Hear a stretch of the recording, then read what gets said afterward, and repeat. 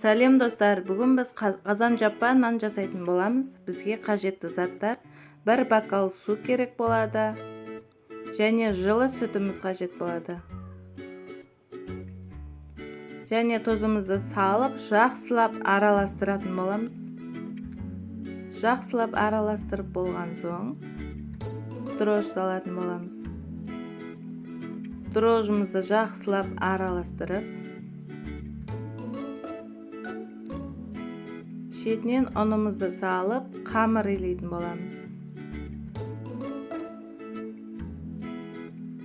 Ұнымызды жақсылап иіліп болған соң, жарты сағатқа қойып қоямыз. Жарты сағатта дайын болған қамырымызды жуала жасап, осылай нан жасайтын боламыз. Нанды жасап қойып, және вилкамен тесіп шығатын боламыз. Қызып тұрған қазанымызға астына тұз сеуіп жібереміз. Және тұқымның ағын астына жақсаңыздар, қазанымызға жабыспайтын болады. Тұқымның сарысын бетіне жағатын боламыз. Ұнаса лайк басып, комментарий жазуды ұмытпаңыздар.